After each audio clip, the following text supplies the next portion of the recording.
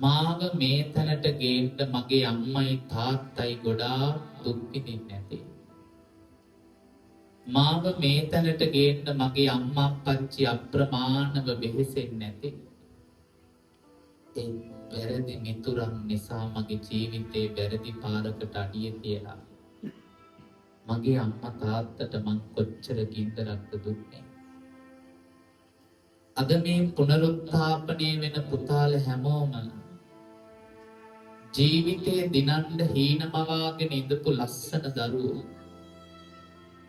හොඳට ඉගෙනගෙන හොඳ රස්සාවක් කරලා ජීවිතේ ලස්සනට ගෙවන්න හීන දැකපු දරුවෝ. ඒ පුතේ ඔයාලට කොතනද වැරදුනේ? කොතනද ඔයාලගේ ජීවිතේ වරදින්න පටන් ගත්තේ? එතනින් මාපහු නිවැරදි වෙන්න ඕනි පුතේ. අද අම්මයි තාත්තයි මේ පුනරුත්ථාපන කඳවුරට ආවේ.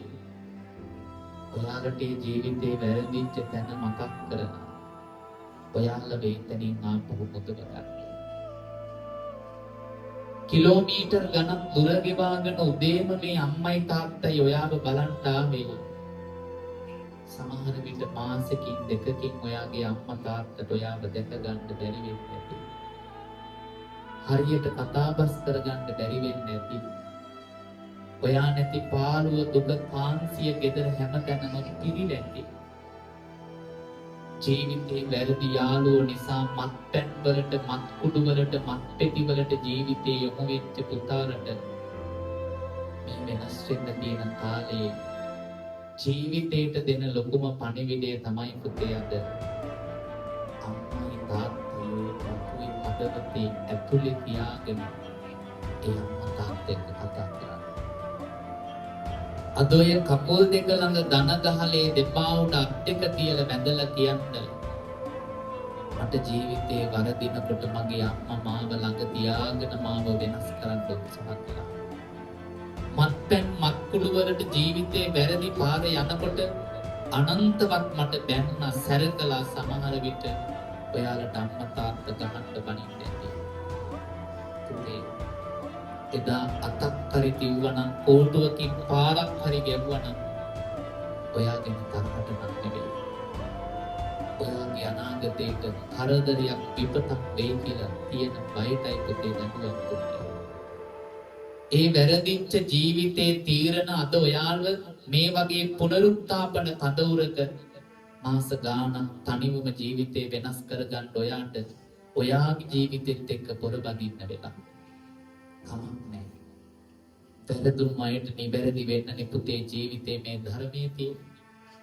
ඒ නිසා මගේ පුතාලට එක දෙයක් පණිවිඩයක් දෙන්නම් හදවතින් ඒක පිළිගන්න. අම්මටයි තාත්තටයි ඉන්දරක් දෙන දෙයක් ආය ජීවිතේ කවදාවත් එයාගේ අතින් වෙන්න දෙන්න එපා පුතේ.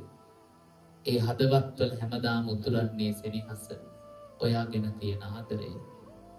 ජීවිතේ කවදාවත් අම්මා තාත්තට ඒ ගින්දරා පහු දෙන්න එපා. දෙපා උඩ අත් දෙක තියලා වැඳලා පොරොන්දුවක් දෙන්න. මේ පස්සේ කවදාවත් මගේ අම්මා දිහා රබලවත් බලන්නේ නැහැ කියලා. හිත රිදෙන වචනයක් මගේ තාත්තට කියන්නේ නැහැ කියලා.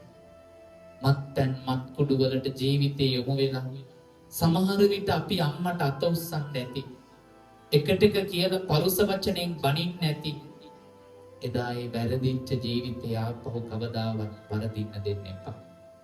අද දෙපා අල්ලලා වැඳලා කියන්න මගේ අම්මා මෙතේ බුදුන්ට කලින් නිවන් දොරට වඩින්න ඕනේ. මගේ අතින් මෙච්චර වැරදි වෙලා මාව සමාව දීලා ආදරෙන් බලා ගන්නවට. පුතේ වැරදිච්ච ජීවිතේ හදාගන්න කොයි යාළුවද අද ළඟ ඉන්නේ? වැරදිච්ච ජීවිතේ හදාගන්න කොයි යාළුවගෙන්ද අද උදව් හම්බ වෙන්නේ? පේනවනේ අන්තිමට ඔයාව බලන් දෙන්න ඔයාව රකින්න ඉන්න එකම කෙනා අම්මා තාත්තා විතරයි.